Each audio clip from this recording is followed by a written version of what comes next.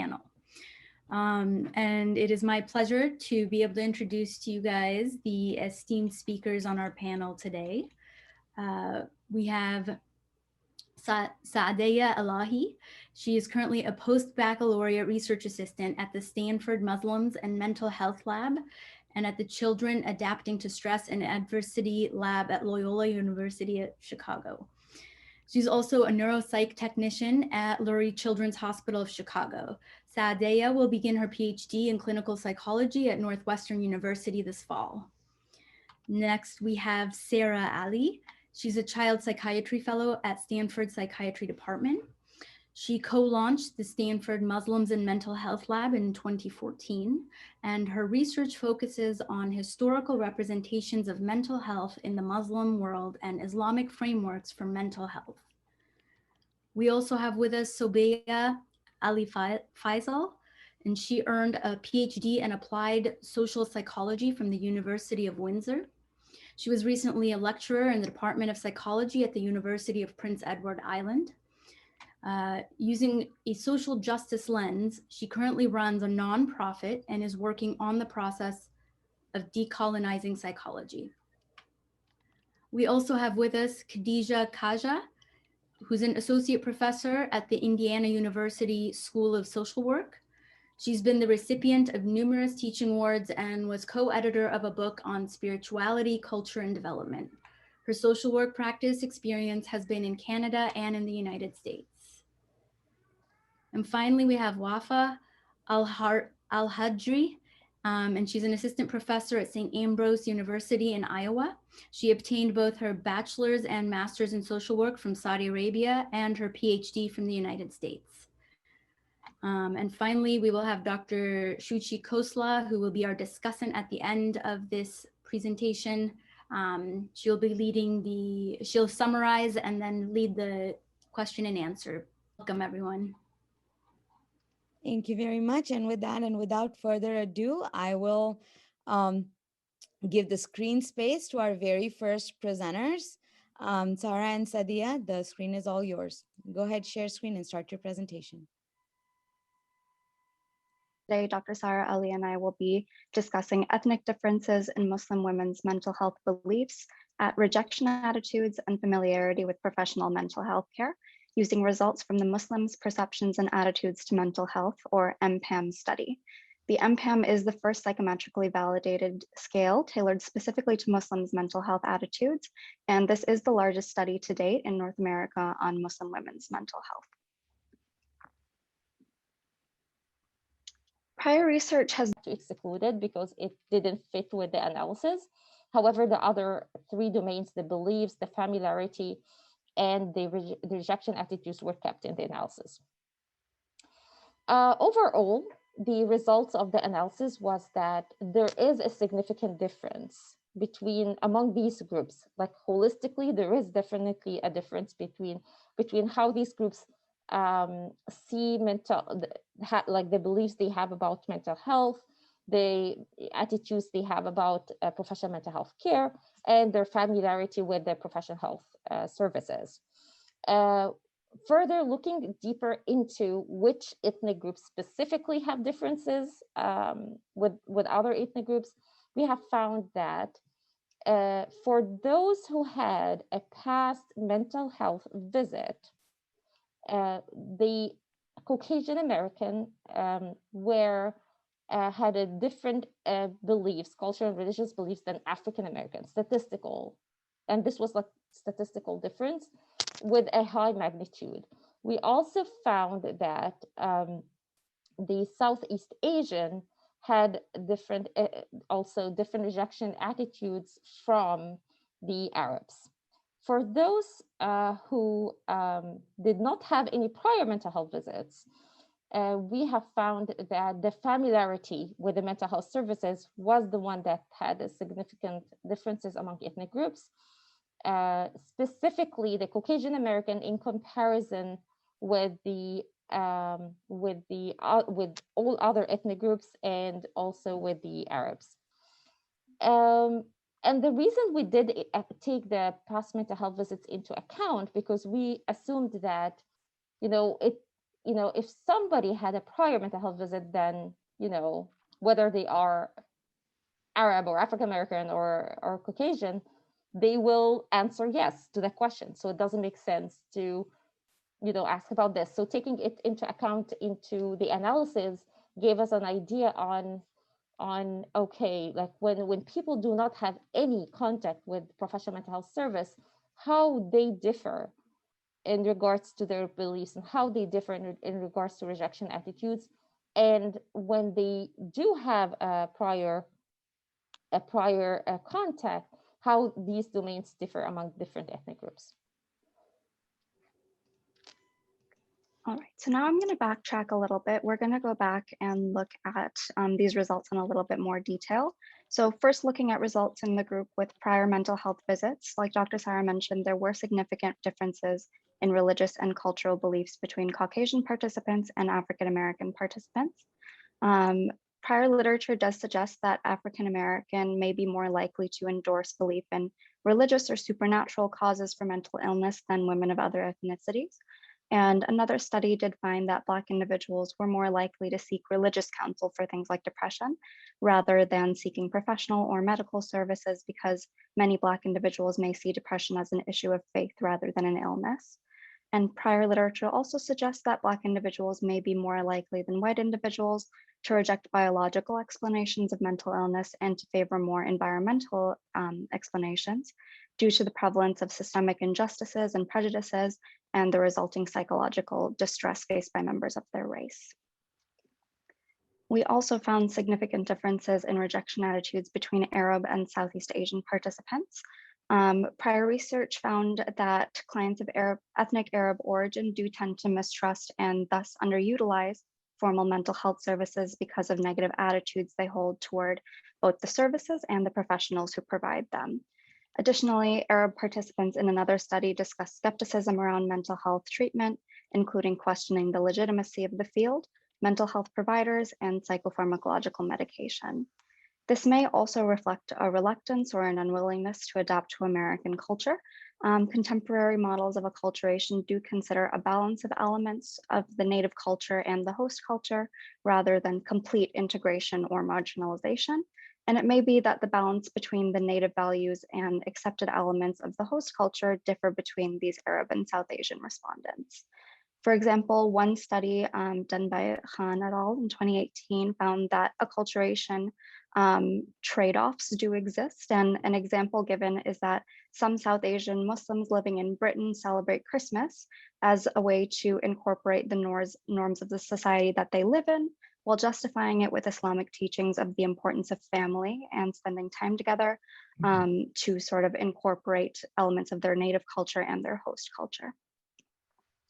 And now moving on to the group with no previous mental health visits, we saw significant differences in familiarity between Caucasian and Arab participants, and between Caucasian participants and participants of other ethnicities, which Dr. Sara mentioned is made up of a variety of different ethnic groups.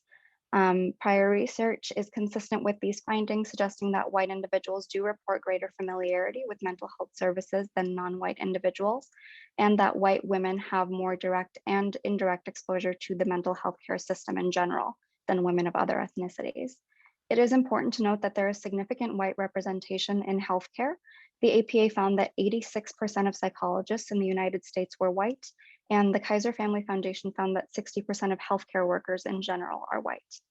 Research has also shown that providers sometimes show mistrust in their non-white patients when it comes to topics such as drug use and pain management. So with the privilege that white individuals have in the American healthcare system, they may have greater trust and exposure to and familiarity with professional care.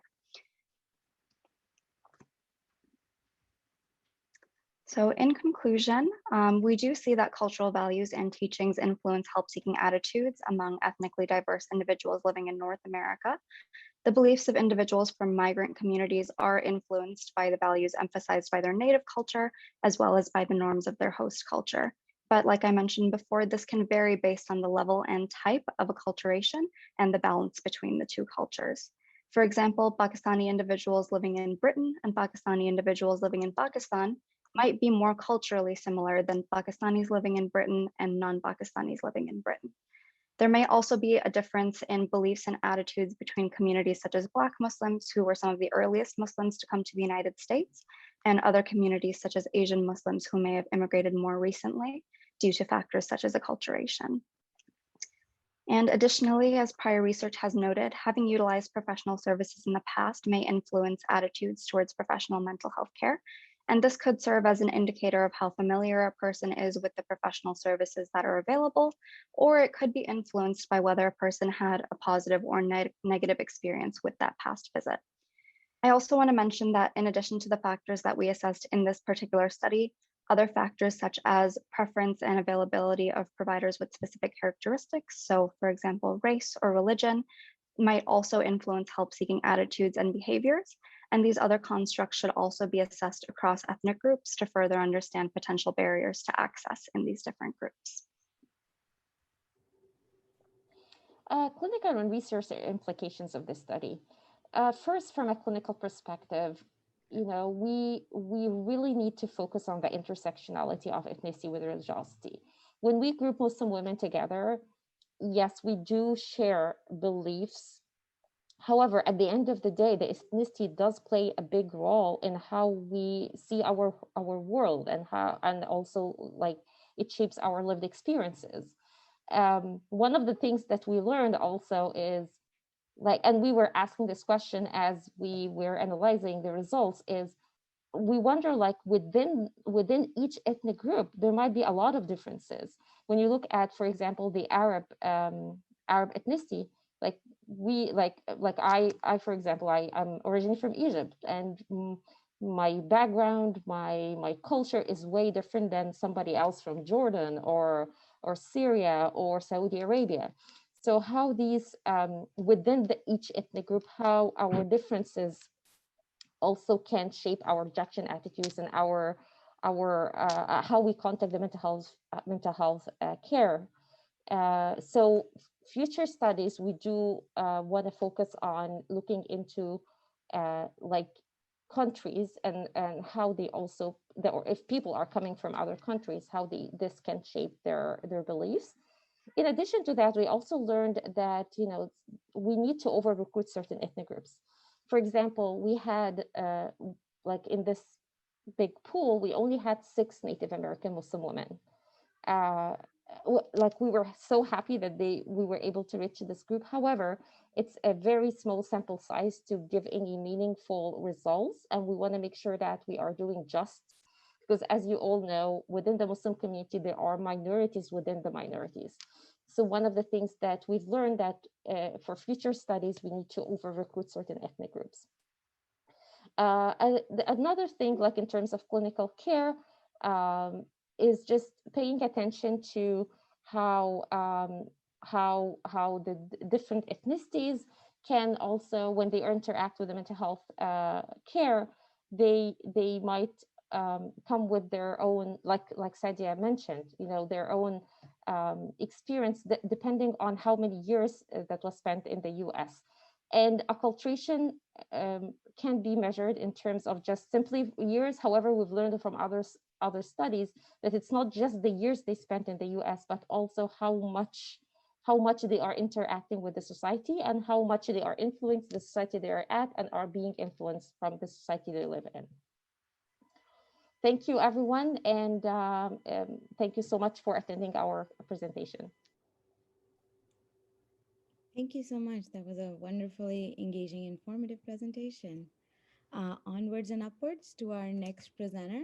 Sobia, the screen is yours. All right, thank you. Let me just share my screen.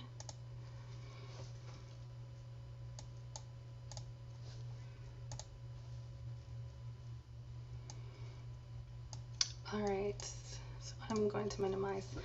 All right, everyone can hear me. Assalamu alaikum, everyone. So my presentation is reporting a qualitative study, only in our own words, Muslim women's sexual self-schemas and well-being.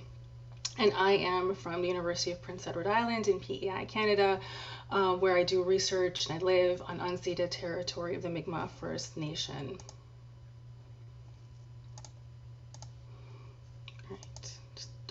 sorry, I was just double checking to make sure the chat wasn't for me. I'm just so used to teaching and students popping up, their comments popping up, that I felt the need to check.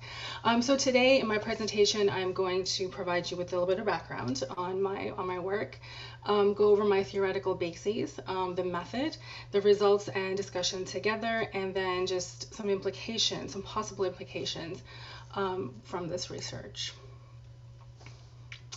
So sexual self-schemas have been defined as cognitive generalizations about sexual aspects of oneself that are derived from past experience, manifest in current experience, are influential in the processing of sexually relevant social information, and guide sexual behavior. So just like we have schemas, or these mental maps of everything around us, including ourselves. So we have a self-schema, this mental image of how we see ourselves. We also have sexual self-schema, so this mental image of how we see our sexual selves. So sexual self-schemas have been found to be related to sexual attitudes, sexual guilt, sexual behaviors, and sexual relationships. Now, in the psychological literature, there's virtually nothing on Muslims' sexual self-schemas. The quantitative measures that are usually used to assess sexual self-schemas have been developed, tested, validated on white American women and men. And the literature categorizes sexual self-schemas as either positive or negative, and it depends on which gender you're talking about. But for women, a positive sexual self-schema is one in which one experiences passionate or romantic emotions and is behaviorally open to sexual experience, while a negative sexual self-schema is one in which one experiences sexual embarrassment and conservatism. The only study that included Muslim women found that those with a positive sexual self-schema had lower sexual guilt and more positive sexual attitudes. However, you could probably already see how this is problematic, the idea of labeling sexual self-schemas as positive or negative, because in reality, those labels lead to their value-laden labels. There's an assumption behind those labels, labeling conservatism as negative, although obviously a problem. Instead, this positivity or negativity of sexual self-schema should be based more on the impact this has on an individual's well-being, but that's not how it's labeled. So this is why there's a need to actually kind of push that research aside and start fresh when we're looking at non-white, non-American populations. As the psychological literature is currently dominated with Euro-US-centric colonial ontology, it's difficult to apply such understandings of sexual self-schemas to Muslims. So this is why I used an Islamic anti-patriarchal liberation psychology framework to conduct this qualitative research exploring Muslim women's sexual self-schemas. And today I'm going to present my prelim analysis, which revealed 4 themes that will be most relevant to mental health. So as far as my theoretical bases, sexual self-schemas are basically our sexual self-schemas are impacted by our past experiences. They impact our current sexual experiences. They impact how we process social information about sex and sexuality and how we behave sexually. So that's my conceptualization of sexual self-schemas. Another theoretical base for all my work is decolonial psychology. Here I incorporate non-colonial epistemologies, basically non-Euro-based epistemologies or ways of understanding knowledge and understanding what knowledge is and how to go about producing it. And so I aim to create new psychological knowledge using qualitative methodology, because the quantitative methodology is a colonial framework, again, designed on and for white Euro-based populations, and that doesn't necessarily work for non-Euro populations. And while I call for a decolonial psychology, I also have to call for a decolonization of the stolen indigenous land upon which I work, as Indigenous scholars have asked us to. So we cannot do one without the other. And finally, I used an Islamic anti-patriarchal liberation psychology framework, which is something I developed. This is basically guided by Ignacio Martin Barros' proposal of 3 essential tasks of liberation psychology. And I know this has been talked about earlier today. namely privileging of Muslim voices for Muslim populations, challenging the internalization of colonial ways of thinking, and recovering Islamic histories of scholarship. And this is done to understand the psychological experiences of Muslims. By using an Islamic anti-patriarchal lens, I approach Islamic understandings of sex and sexuality using an inclusive, feminist, and anti-oppression analysis. So I did an open-ended online questionnaire or phone interviews, and the questions were the same for the both, and people had the option of either just filling things out online because to maintain their privacy and confidentiality and anonymity, or if they preferred, they could do a phone interview. So 45 women chose to do online questions, and 7 chose to do a phone interview. Responses were analyzed for themes, and a preliminary analysis using IPA was done. So the prelim analysis revealed 4 main themes most relevant to issues of mental health: sexuality as a journey, feelings of shame, maintenance of secrecy or suppression of sexuality, and sexuality-related trauma.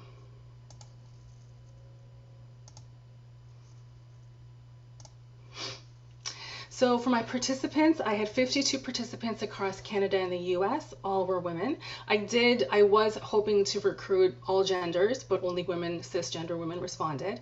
There were 27 in the US, 21 in Canada, and the remaining were from Canada or the US, but they were living in either Europe or Pakistan. 41 identified as heterosexual, 11 as queer.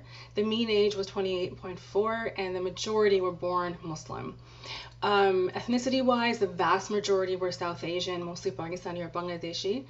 A few were Arab, a few Black Muslims, a few Malaysian, a couple of European Muslims, some mixed race, and 1 indigenous woman.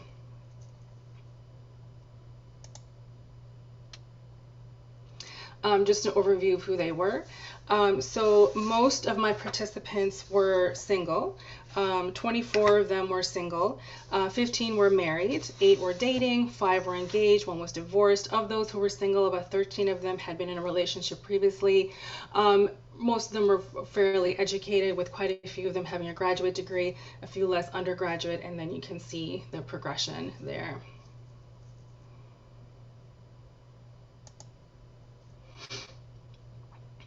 So now I will go over the 4 themes, and I'm going to give you some examples, some quotes from the interviews to demonstrate these themes and how the women were talking about them. So the first one was sexuality as a journey. So many of the women spoke of moving from a place of sexual shame and or guilt when they were younger to a state of sexual comfort or confidence now. However, this transition only occurred with effort and hard work and a lot of struggle along the way to arrive to the point of comfort or confidence.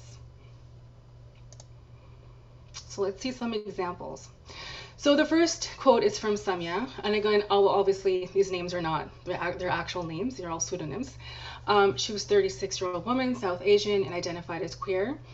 She says, at this point, I perhaps would use the word empowered or passionate, or again, questioning.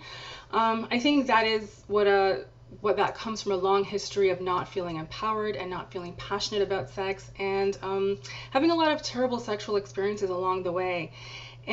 But constantly making myself vulnerable again, constantly making myself being open to experiencing new things again. Over the years, that has led me up to this point.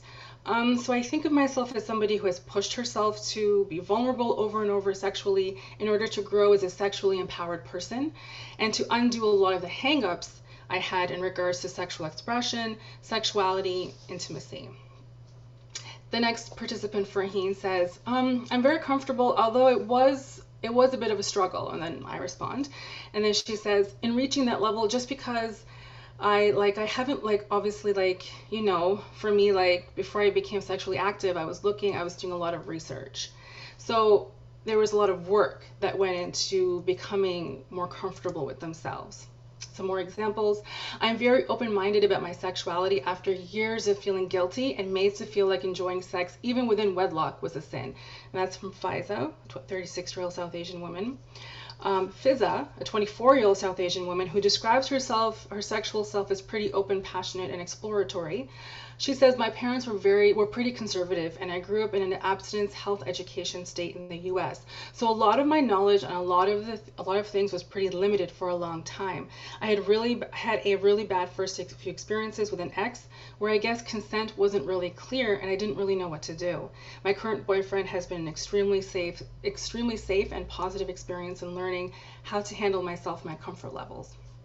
Mariam, 25-year-old South Asian woman, says, anyways, I think now that I've grown up a bit and learned how to think for myself, had some sexual experiences, both positive and negative, and also done a bit of research into Islam and realized that it's not black and white, I've become a lot more comfortable with my sexual self. And finally, Fatima, a 30-year-old South Asian woman, says, in more recent years, I've become more comfortable with my sexual self, but it has taken me a lot to get to this point. There is still some discomfort as I often have a hard time finding sex pleasurable due to painful associations that weigh on my mind. But again, this is something I'm working through currently. So in this theme, what we see women describing their previous selves as uncomfortable with their sexuality, but then through some difficult experiences and through hard work and struggle, they're now at a point at which they feel comfortable with their sexual selves, though for many it's still a work in progress. Such a journey also indicates a resiliency to see things through. This theme highlights the struggles that Muslim women can face with regard to their sexuality and really having to then struggle to get to a point where they feel well, where they feel sexually healthy. Feelings of shame was the next theme that came up. Many of the women reported feeling shame. They also reported being made to feel shame by others and having anger and resentment about being made to feel that shame. So Fatima, a 30-year-old South Asian woman, says, I believe as a married woman that I like to be a more sexually open person, often willing to explore my boundaries, but I'm more conservative in nature. This is mainly due to my religious upbringing that associated shame with sexuality. Not only that, but sexual harassment growing up has limited my ability to open up sexually. This is something that has taken me years to work through, and I'm still working on it. So this one also overlaps with our previous theme as well. So you're going to, that happens a lot, where there's a lot of overlap in a lot of these themes. Samira, South Asian woman, says, she's speaking of other Muslim women, she says, Muslim women are shy and scared. Muslim women are shy and scared. It seems like a situation that our communities create for ourselves and perpetuate, and who shame women for not buying into. Nabila, a 44-year-old South Asian woman, says, I am comfortable within, but not so externally, if that makes sense. Shame, shyness, and culturally programmed crap has me limited and in a prison. I feel sexually stunted. It was drilled early on that I should be ashamed of my sexuality. Suzanne, a 21-year-old Arab woman, says, the repression and shame around sex I grew up with had a profoundly negative impact on me. And finally, Ariba, another South Asian woman, says, the first time I engaged in intercourse, I was aware that I had crossed a so-called red line and felt deep shame and guilt. But eventually that shame and guilt lost meaning as I associated virginity with purity less and less. So with Ariba, we're also seeing that journey, and we're also seeing her reconceptualize her understanding of what virginity is as a means of moving from that initial feeling of shame to some level of comfort.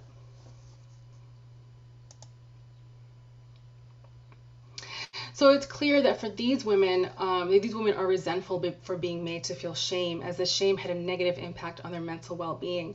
Using words like prison and stunted helps us understand the immense impact that sexual shame can have on Muslim women. For these women, shame was also a barrier to being comfortable with one's sexual self and continues to be a barrier for them.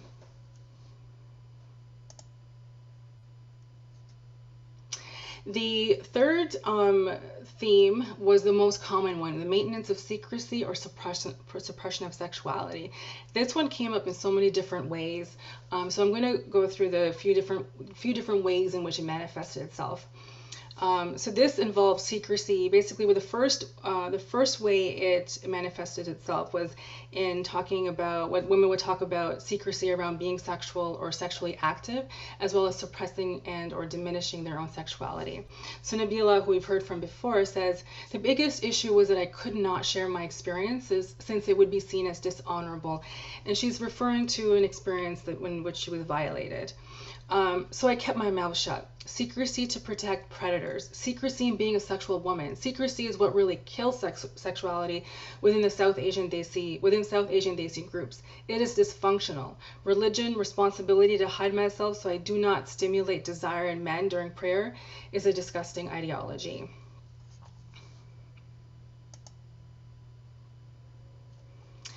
Now, this is also another quote from Nabila, and under this, what she's talking about here is this incongruence between her internal sexuality and external expression, and it's in such a way that these two just did not match. So herself and other women as well expressed feeling internally more sexual than they were comfortable expressing externally, but this wasn't necessarily something that they wanted. They didn't want things to be this way necessarily. So I'm comfortable within, but not so externally, if that makes sense. And we saw this quote before: shame, shyness, and culturally programmed crap has me limited and in a prison. So for her, that incongruency was very constricting, and in fact, like a prison.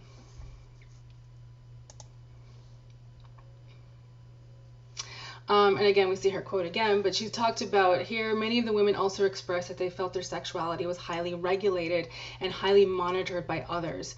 Those others included the community, religious figures, and institutions. Some talked about the schools they went to, religious schools they may have gone to, as well as Muslim men and their cultures. And this regulation and monitoring was viewed as constricting, as controlling, and not as something that was appreciated. So again, Nabila here says, my past sexual experiences are empty and that saddens me. I have lived a life for my parents in this regard, not myself. Relationships have ended because the men do not feel I love them enough. The contradictions within the Muslim world is baffling. However, the men cannot judge me when I say no. They do not walk in my female body or shoes within a Muslim reality.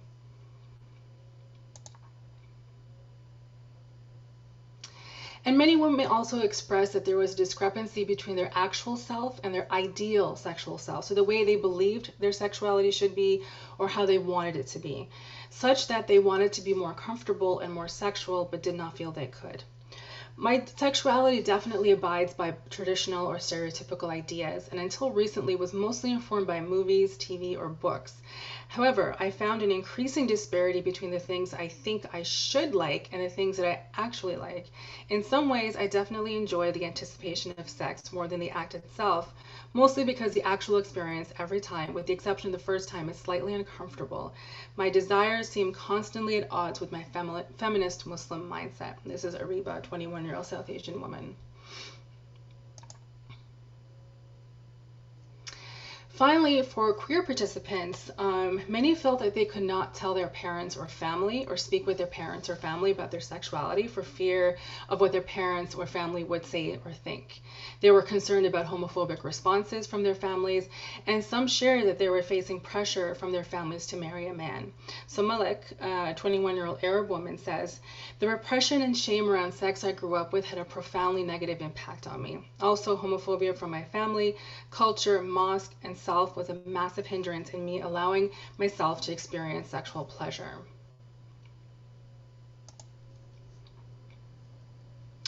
The next theme was on sexual trauma, and I will give a trigger warning here that some of the quotes could be triggering. Let me just check the chat. Okay. So I'll just quickly go through this one. So some of the women reported experiencing sexual violence as children, while other women reported experiencing sexual trauma, coercion, assault, and attempted assault as adults. All of them recognized the impact that these experiences had on the way they viewed their sexual selves and the barriers that these experiences were to their sexual well-being. So I'll just go through these two quotes, but there's quite a few, unfortunately.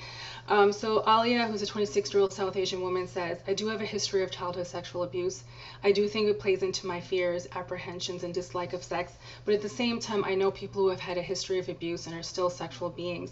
I know people who have never had a history of sexual abuse and are still asexual. So I think I am asexual as well as I have a history of sexual trauma, and both shape how I view sex. So I'm running out of time now, so I won't go through all of them, but you can see there's two women here. There's a few more quotes here from different women about experiencing sexual trauma, sexual abuse, both in childhood and in adulthood. So those are the four main themes that showed up that were relevant to mental health. This was a preliminary dive, but it needs further exploration to really understand if there's any more themes present, or to understand any themes in more detail. Two participants did express great comfort with sex and sexuality without any difficult journey. Both came from homes in which issues around sex and sexuality were spoken about openly, and this is a relationship that would need to be explored further in future research. So finally, just some implications. These Muslim women's sexual self-schemas and the experiences that inform them are impacting their well-being. That was clear from the research, from the interviews. They experience shame and guilt around sexuality, the need to hide, suppress, or mask their sexuality despite not wanting to, feeling watched and monitored, and a lot of them had sexual trauma. However, there was also resiliency through their struggle. Sexual self-schemas were intimately related to their overall well-being, not just sexual well-being. So when considering the well-being of Muslim women, sexuality should also be taken into consideration. But first we need to make first we need to have conversations around sexuality, and we need to make those conversations much easier to engage in. And there needs to be more research to explore Muslim women's sexuality through an inclusive, non-judgmental lens and without shame. And that's it.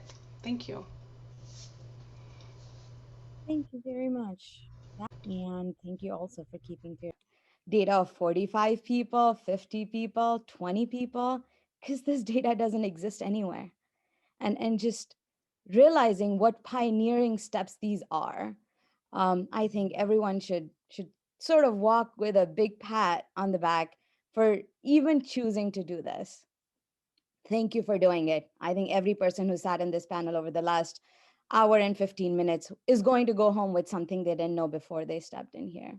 Because this is all primary data and all collected for the purpose of the research that you did. Going down to the panel on the first presentation, the ethnic differences in Muslim women's mental health beliefs, rejection attitudes, and familiarity with professional mental health care. Good job at recruiting a large sample size. Attitudes are something that are super, super hard to study. And the fact that you were able to get so many people respond to your questionnaires, I think it is a pretty incredible, so that you could run a lot of sample stats. I really like the fact that you realized that you could not treat a minority as a monolith, and you tried to look for as many differences you could appreciate within the minority. Because when we talk about minority, we're at a risk of treating them as a monolith. Now talk about minority women, and we're even narrowing it further down. I do really like that you were able to get a lot of quantitative data. I wonder, since we're talking about attitudes, what it would look like if you went on a more descriptive fashion on some of the more qualitative data on the individual questions you obtained, because I believe that could be a wealth of information, especially considering the large sample size you had. We do have to be a little careful of where we draw conclusions based on just purely self-reported survey-based studies. And I think you did a good job about walking the fine line and not making any associations or suppositions that would then be considered as drawing too much of a conclusion based on self-reported data. So that was very, very well done. For the second panel, only in our words, Muslim women's sexual self-schemas and well-being. When I looked at the topic, I was more than interested to see what it would look like. And the fact that you use the words Islamic anti-patriarchal liberation psychology framework. If we could get every cisgendered majority population man in this country to understand that this exists, I think we've solved half of our problems just to begin with. So kudos to you for picking a topic that not many people would talk about. I consider it a great privilege that I got to hear through your platform using internet surveys what a queer South Asian woman thinks about her sexuality. And just like I was saying before, I'd be careful of drawing any large conclusions from sort of the survey-based data, which is coming through online surveys, some through cell phones where you don't have identification. Drawing conclusions based on self-reported things is sometimes a sort of an edgy territory. So I'd recommend to get like a larger size sample size before we could actually draw very specific conclusions about people as a group, right? Because it's hard to kind of place long run conclusions on qualitative study based on some phone and some internet research. Having said that, the contribution of sexual trauma to sexual schemas, I think, was beautifully outlined in your work. And thank you for giving us the privilege to have an insight into minds of people who we may otherwise have never heard from. The very last panel, Saudi women mental health under the male guardianship system. I'm speechless. I don't know if many people just listening to the data, other women like me, had a surge of feelings like I did. I was somewhere between surprised and horrified. Surprised that you were able to flag down, sounds like what, about 2 dozen women via Snapchat, phone calls, other ways of interacting with you to actually share with you what their thoughts were on what their lives and what their trauma looked like. Horrified with the stats that I heard. Would they be something that people wouldn't expect? I don't know, but I hate painting people with a broad brush. But the fact that you gain data, which is primary data, where people actually communicated to you in such large numbers of what life for them was like, is something we all are going to have to go home with and sit for a minute with and ask, is that something we can do something about? Overall, I found the whole discussion, like I said, super educating. I can't believe there's anyone here who came and who's not going to leave with some knowing something that they did not know before. And can I, as someone who identifies as a minority woman psychiatrist, works in mental health, can I for a moment just give you guys a clap for bringing this data and presenting this data and choosing to spend time for doing this. I'm awed, and thank you. Thank you so very much.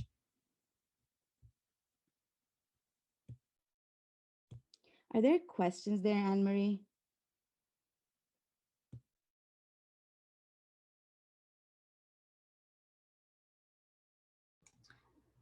There was a question.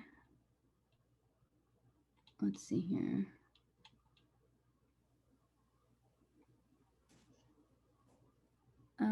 I think this may have been, oh no, this one was answered. Okay.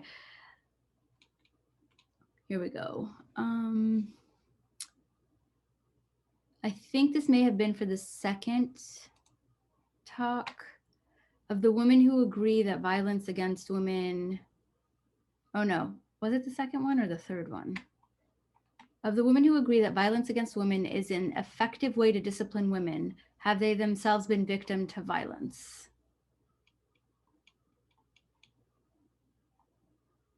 Yeah, I think that was for the last conversation, and it was answered.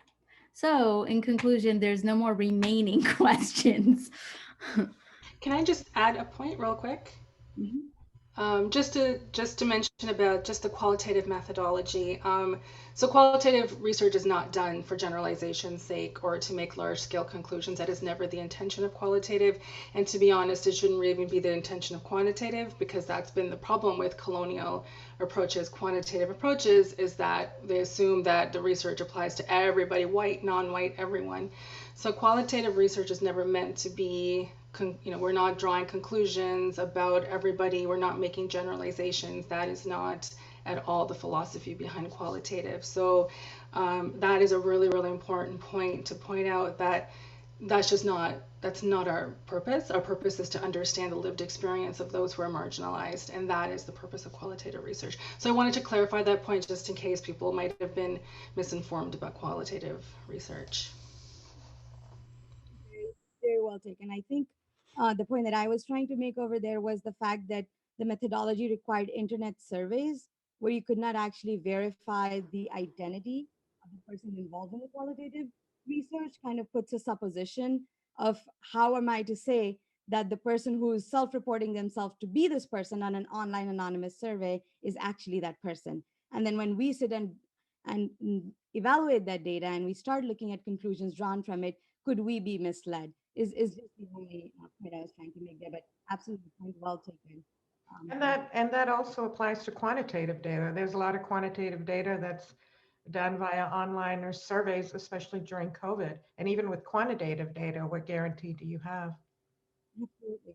We don't, which is why study one, doing the quantitative data using their sort of large sample size, I was very impressed that you were able to do that. And the fact that anybody did anything to come up with any data, where is data? When you look back at seeing who has done a qualitative study on Muslim women's sexual self-schemas, how much data do you come up with?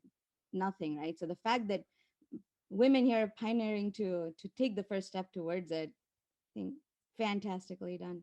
Fabulous. And with some data, like the study on male guardianship system under the leadership of Wafa, the reality is that there are some venues that are far more safer to talk about issues for Muslim women, whether it be Snapchat or, what have you. It's very hard to just talk about male guardianship system, perhaps face to face. Somebody comes to your house and is interviewing you while the male guardian is there. So I think technology has also allowed for Muslim women in diverse situations to be able also to express themselves. I think you should take a bow and take credit for it. Who would have thought that when women were doing research and they couldn't find people to interact with them, they'd start using Snapchat. I don't think even Snapchat would have imagined that they can be used for research purposes. So hats off for coming up with ingenious ways of doing it in populations that are hard to reach out. So I think you should take credit for that. Very well done.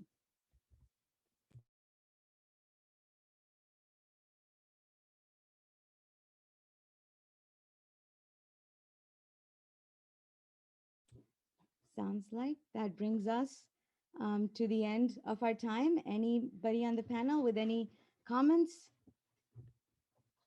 I see lots of positive comments coming in the chat, so do take a minute to look at it, panel. Sounds like everyone has really nice things to say about how they felt about this.